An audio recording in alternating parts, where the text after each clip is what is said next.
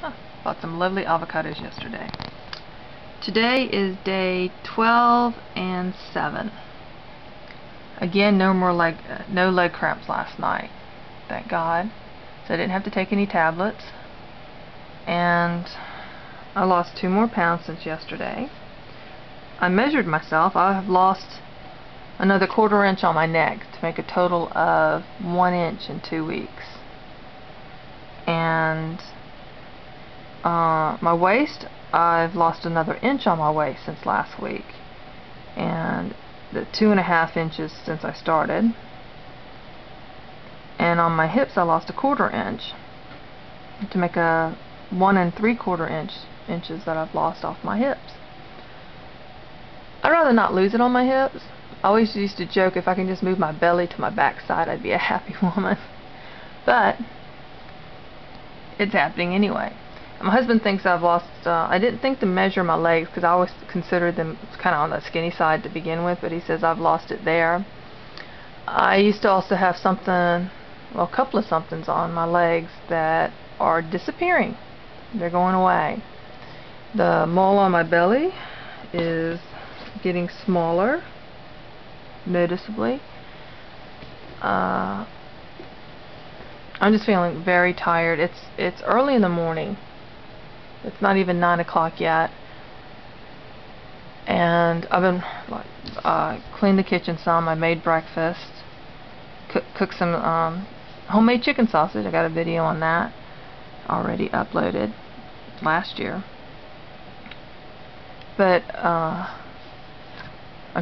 trying to get all my trays cleaned so I can start some other things. But I had dried some red sweet peppers. So I'd wash these. I got some more. I'm going to take these back out. I got a bunch of trays. I need to make a video about my dehydrators. But I got a bunch of this size, and I really like it. I picked it up at the thrift store. These are all used except for these 2 I bought new to see if they would fit. It's a different brand, but come to find out it's made at the same place, same company, Nesco. But back on the fast. Still not done an enema, still debating that, because there's some, still have gas. Oh, and the bad breath, you know, besides having a foul taste in my mouth, I mean, I've brushed and brushed and brushed. It's a friend of mine that has done fasting in the past said it's called faster's breath. That's just part of it. And I did seem to excrete an unpleasant body odor. Wasn't necessarily sweat. I do not use deodorants. I quit using deodorants over a year ago, or any sort of antiperspirant, any of that underarm stuff. I didn't use it. And initially, yeah, my body was like, and I noticed some pain. Just random pain. It felt like someone was poking me with a needle here and there, especially in my arms and legs, extremities. And later on I found out that that was part of aluminum detoxification, that when you're getting things out of your system, that's one of the signs of having that you had a lot of aluminum in you.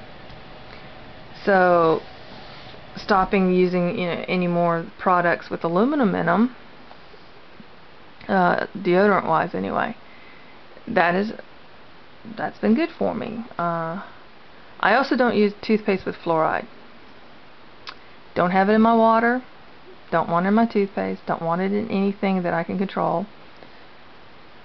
There's a lot of reasons for that, and I'm glad I've done it. I use a Tom's of Maine toothpaste that doesn't have fluoride in it. I like it. I found a bunch of Big Lots and I stockpiled it. And so I've been brushing my teeth a lot more because my mouth gets coated, and the taste, just trying to get that taste out of my mouth, it's not working. But hopefully this will go past, because that's one of the little oddities about me. Unpleasant taste, I gotta get it out, you know. And it's hard because I can't suck on a mint. I can't do anything about it. It's just part of this fasting process. And my tongue. Like if you drink a cup of coffee before you brush your teeth, and then when you go to brush your teeth, your tongue is like coated brown, light beige color. I don't know if anyone's noticed that. I have, because I like to brush my teeth after I drink this, my sugary sweet coffee that I like. Well, my tongue is doing that now. And in fact, the part where I can't, if I go to brush it, I gag, is it feels very thick, and it's definitely dark. But I keep brushing my tongue and try to keep that down.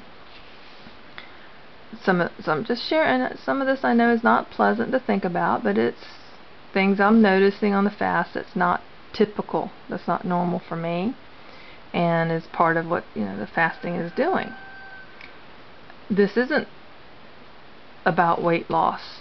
It's about health. I'm doing my best to do this safely. I'm not sure how much longer I'm going to keep this up. I did buy a watermelon in case I need to break it up. We're going to go to, my son is going to take me to the farmer's market tomorrow, and I'm going to try to get some more watermelon then. Because we all love watermelon. I know if I break open one watermelon and say, no, y'all can't have this, this is me breaking my fast, that's not going to work. So I want to pick up some more watermelon and maybe some spinach before the spinach season is over. There's some local growers that I like to buy from, and with that big sink out there, before I take that apart and put it somewhere else, I wanted to use it because that spinach is loaded with dirt and sand. So I have to wash it a lot, and I used to do it in big plastic tubs, but now I can stand over there, maybe even take a stool and sit out there while I rinse everything off real well. And I'm doing all this while fasting, and it's not bothering me. There's, yeah, I have that temptation just to stick my finger in something I'm cooking and just taste it. That's the biggest thing, because I taste as I go when I'm cooking. This morning, making what I call breakfast fried rice, I wanted to taste it. Did I add enough salt? Did I add enough pepper? Should I add more onions? Well, I used shallots this morning, and that's the biggest thing. I've got some things I need to make so that the guys will have a lunch. I'm gonna make bibimbap, and that requires a lot of side dishes. It's a Korean dish, and basically it's a bowl of rice with all these different flavored vegetables and meats on it. So that'll be interesting, but it'll be good. They'll enjoy it. And then once I'll make a big batch of the side dishes and have them taste test it to see if I need more garlic, what have you. And then they'll have that for the rest of the week. Got rice, and trying to go back to weekday vegetarians and just eating meat on weekends. And I think we all felt better when we were doing that. So, and when I break the fast, I'm going to be basically a vegan for a couple of weeks after the fast, before I incorporated any dairy or eggs.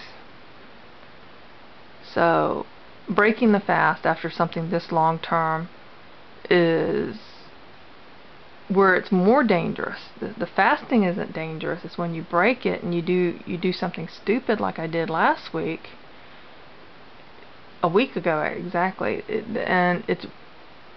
I knew all this before I did it last week, but now I really know it. I know the consequences of doing it that way, that I can't just, even things that should be mild, no, I'm going to do it the way I'm supposed to do it.